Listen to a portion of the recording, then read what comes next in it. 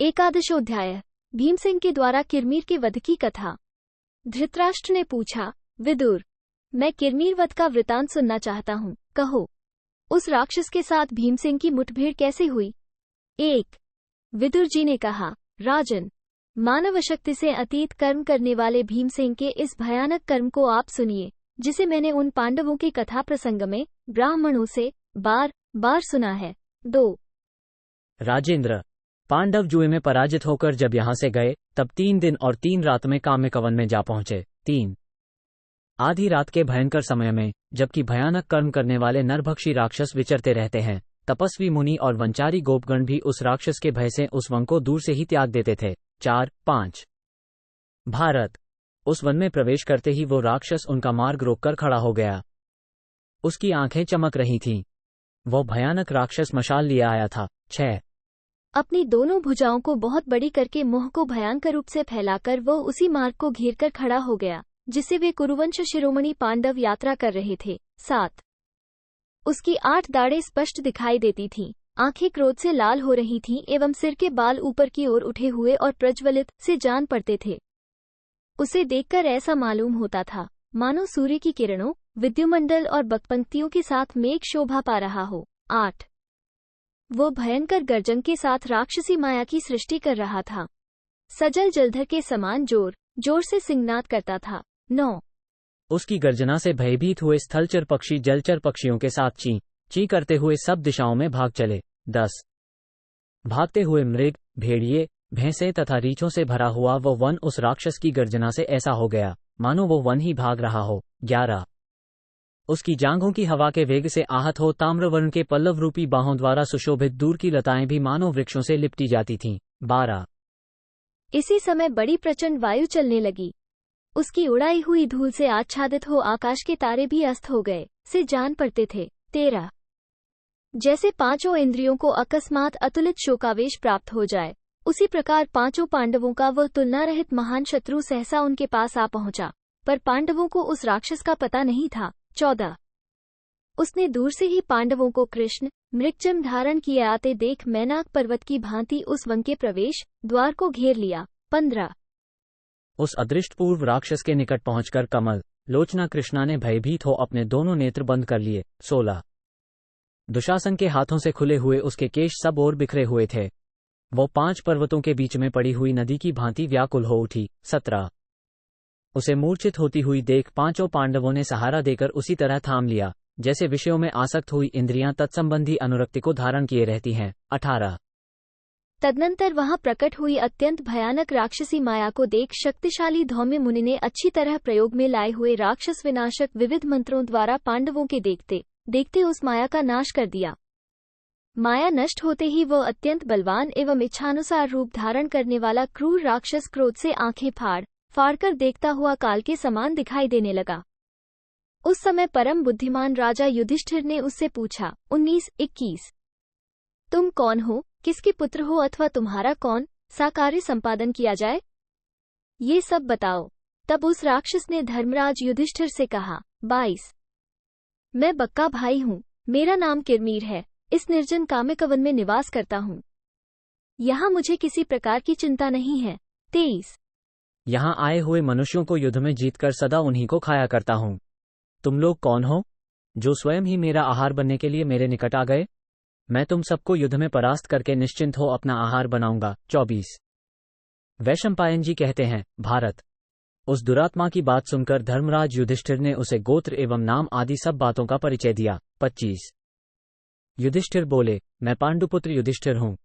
संभव है मेरा नाम तुम्हारे कानों में भी पड़ा हो।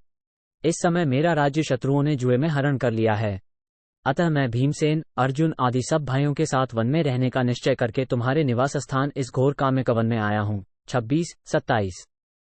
विदुर जी कहते हैं, राजन, तब किरमीर ने युधिष्ठिर से कहा, आज सौभाग्यवश देवताओं ने यहाँ मेरे बहुत दिनों के मनोरथ की पूर्ति कर दी। 28।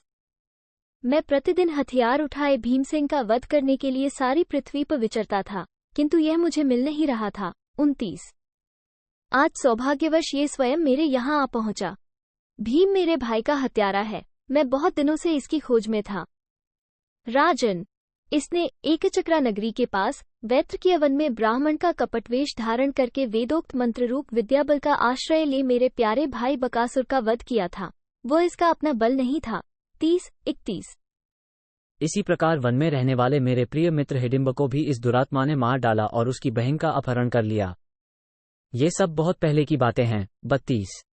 वही यह मूढ़ भीमसेन हम लोगों के घूमने फिरने की बेला में आधी रात के समय मेरे इस गहन वन में आ गया है। 33। आज इससे मैं उस पुराने वैर का बदला लूंगा और इसके प्रचुर रक्त से बकासुर का तर्पण करूंगा। 34।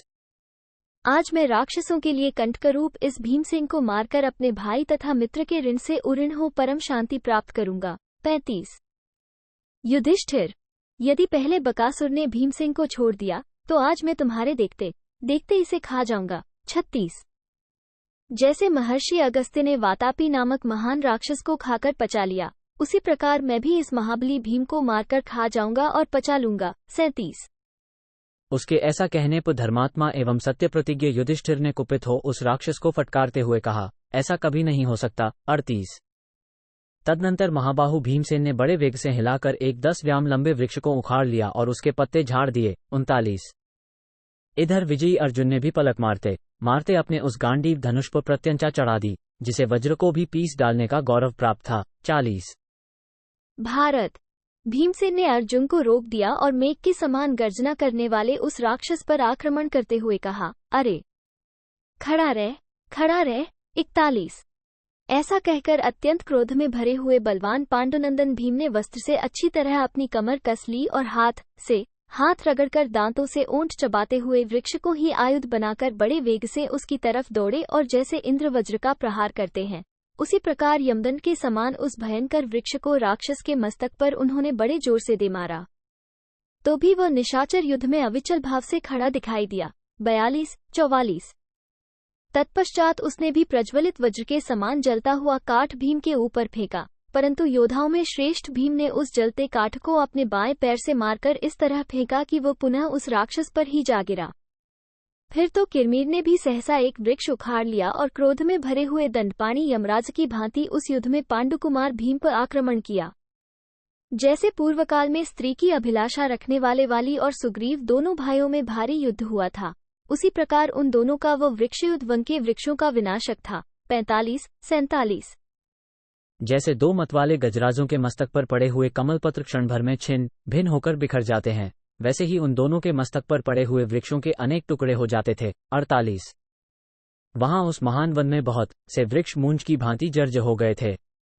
वे फटे चीथड़ों की तरह इधर उधर फैले हुए सुशोभित होते थे।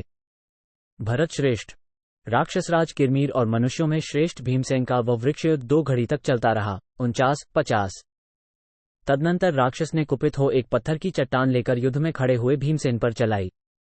भीम उसके प्रहार से जडवत हो गए। 51।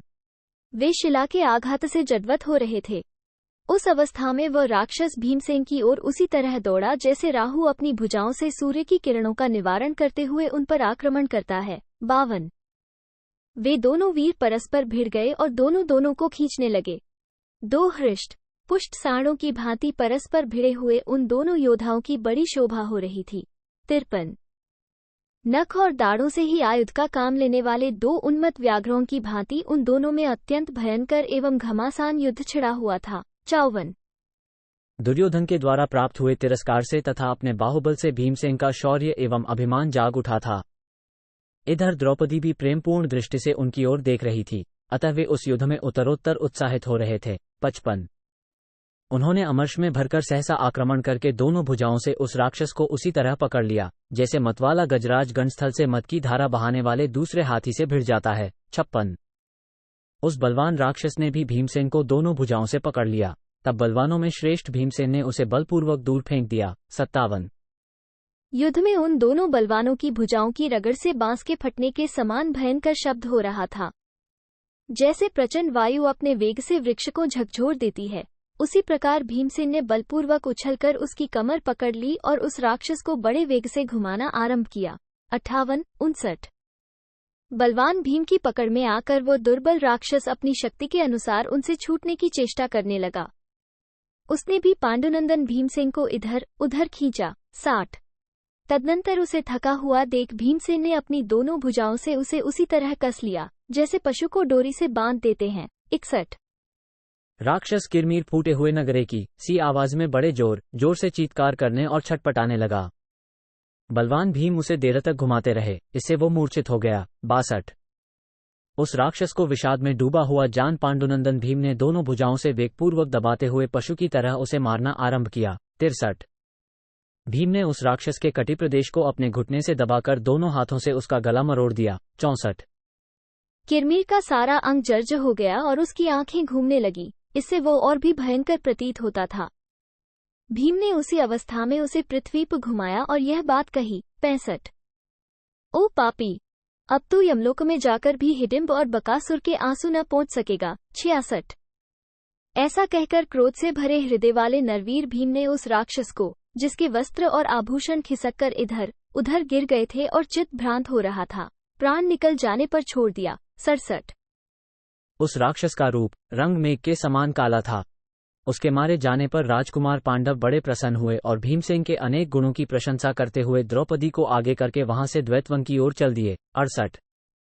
विदुर जी कहते हैं, नरेश्वर, इस प्रकार धर्मराज युधिष्ठिर की आज्ञा से भीमसेन ने किरमीर को युद्ध में मार गिराया। 69।